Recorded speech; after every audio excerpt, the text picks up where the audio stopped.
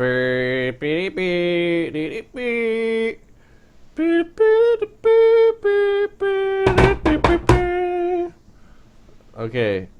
season 1, episode 6 of Star Trek The Next Generation, where no one has gone before. Is it episode 6? I thought it was. Yeah, I put a little note on the image for this. The pilot does actually count as 2 episodes, but True. Netflix has the cut where they're both together, so we didn't notice, so I have corrected it from this point out. Good. It's actually episode 6. Do you want to do the little plot summary, or do you want me to? I don't... I'll do it then. Fine. Fine! I'll take control, Dylan. Take control, Tyler. This episode, a semi-douchebag called Kaczynski comes on the ship to upgrade their warp engines, I think. It was just supposed to be an upgrade.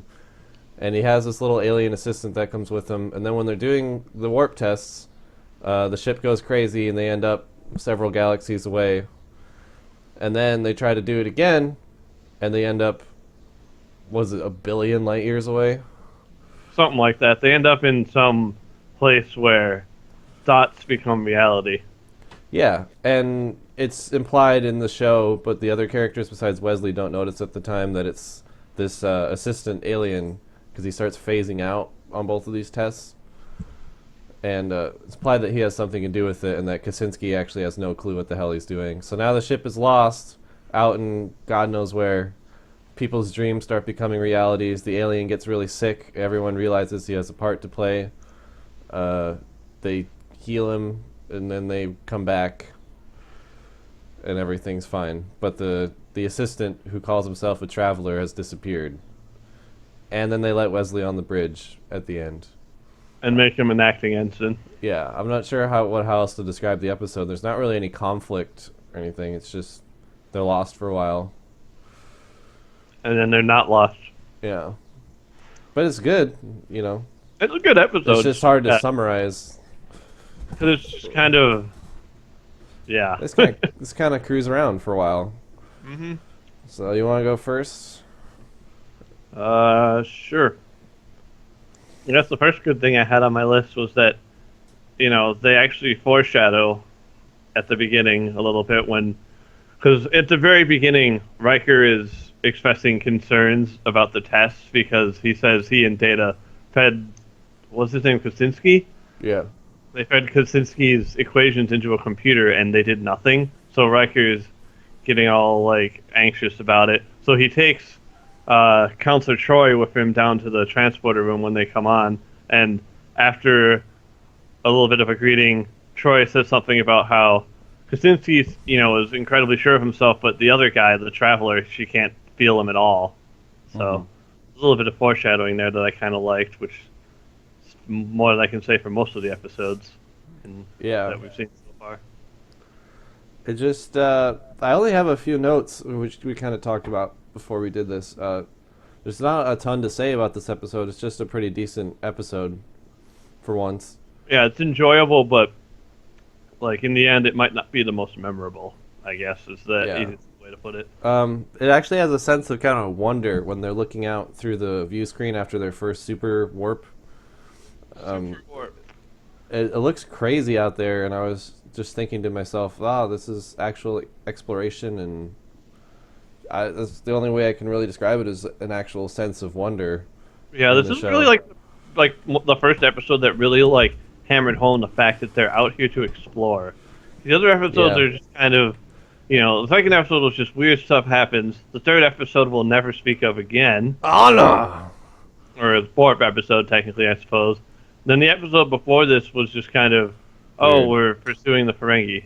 So this is actually the first episode where they're actually out here exploring, and they have a brief little conversation before they decide to try the warp thing a second time, where Data brings up the fact that maybe we should take the opportunity to actually do some study because no one else has ever been out this far. Yeah. I enjoy Data in this episode, just like all of them. Even on the really terrible couple episodes, he was the one holding it together a little bit. Mm-hmm. And even though it was accidental exploration, it was cool. It was cool to see all the space stuff. Space stuff. Trying to think anything else to say. The acting The guy who plays the Traveler in this episode, his acting is very strange. I don't know if it's intentional or if he's a bad actor or his lines are weird to say. I Um, think it's I think it's supposed to make him seem very spaced out and alien, yeah. but I I could be think wrong. it seems more intentional than like I'm just a bad actor sort of thing, but it is hard to tell. It's a little jarring in the beginning. Yeah. Um, But I mean, I guess it kind of does help hammer home that sense that, something's not completely right with this guy. yeah, Mystery. I don't know if they quite knew what to do with his character, his race at all, because in the beginning, when Kaczynski and the Traveler arrive on the transporter pad, Riker says something about, what was the planet name? You're from Tau Alpha C, I Yeah, think something was the like name. that. Ended with the C anyway. And so he knows the homeworld somehow of this alien. And then later on in the episode, they say, but no one knows about his people or anything about them. And it's kind of a weird inconsistency I noticed. Well, you could possibly chalk it up to the fact that he is a being. Like later on in the episode, they explain more like who or what he actually is, and they make a point that he's from like some other dimension or something, possibly like semi from the future. Not So it just could, from his planet. yeah. So it could be that he just took on that form or something like that. I mean, it's kind of a cruddy excuse. I could just see it being that way. And the only other thing I would say, and then you're free to talk however long you want, because I only have a couple notes. Yeah, Um, I didn't have that much either. we disagree on this probably, but I just do not care about Wesley Crusher. And to me, I mean, I kind of understand they probably just put him in there to try and get the kid audience in, so the kids can identify with the character more than some stuffy officer. But it's just the fact that this child is involved in all of the major events on the ship in every episode is just so ridiculous. And every time he walks on screen, I just want to kick his little face in. Yeah, I will agree that he was that like the last few episodes, or I guess the first few episodes of the show, he is just awkward and more annoying than anything. But I felt like this was actually the first episode. This was the second good thing I wrote down. Like he was actually not annoying in this episode. He actually like was intelligent about things and trying to actually help instead of just being like, I won't be on the bridge. Yeah, and they established that he has some sort of almost supernatural ability to look at warp equations. If I remember right, the Traveler was saying that he has some sort of gift Or in the it's episode. something more like because I guess that's my fourth thing is like I was kind of interested in like how he talked about music being like something that touched beyond just hearing, like how other creatures could like see it and even like touch it or something like that.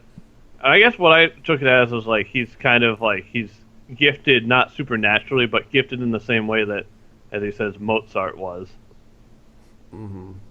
That like, he just has a natural ability to understand this kind of thing as compared to like normal people.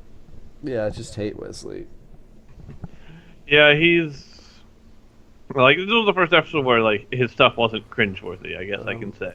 Maybe I'm just too biased against him, but there's just very few things that could justify putting. What is he supposed to be? 12 or 13? Something I like don't that. know. I don't 11? think they've actually established his age. He's just a kid. But there are very few things that could make me take seriously the idea of, no matter what he's done, putting a kid on the bridge of the flagship of the Federation and having him flying around. No way. Is that actually what he does later on? I forget. Yeah, he's at the con, I think, or maybe he's just a navigator. I don't know. It's been a while since I've seen the earlier seasons where he's in it a lot because he sort of disappears Yeah, after a he while. sort of has like once because eventually he goes off to Starfleet, which they basically hint at here when they make him an acting ensign.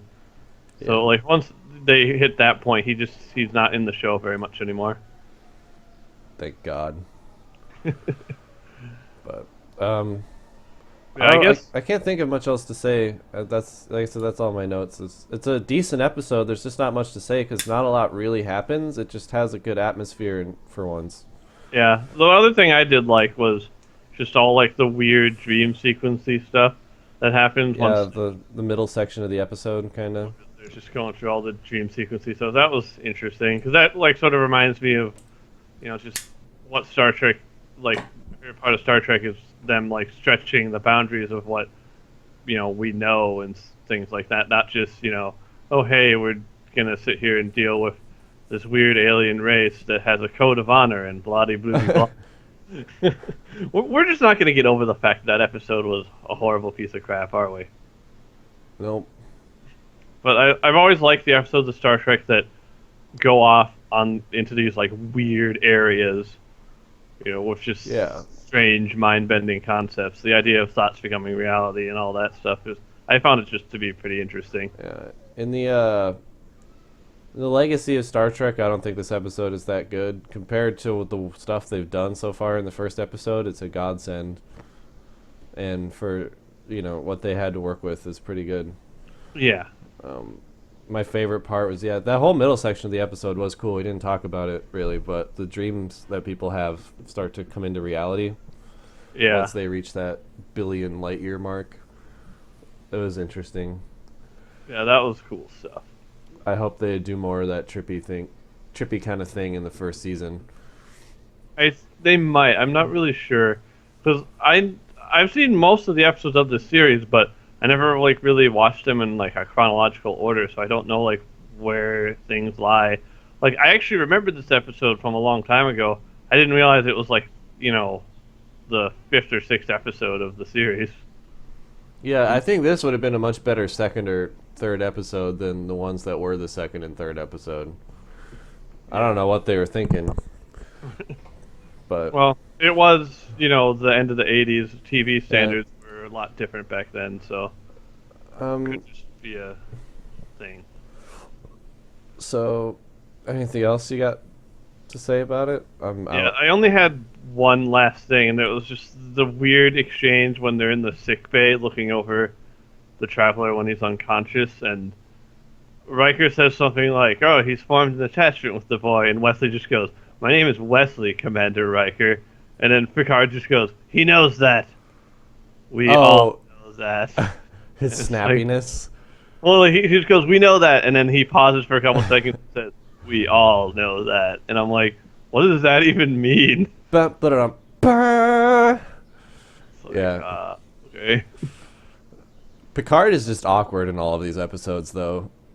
Patrick Stewart didn't know what he was doing yet. So, Like I said, I think a big part of it is the fact that he came from stage acting to yeah.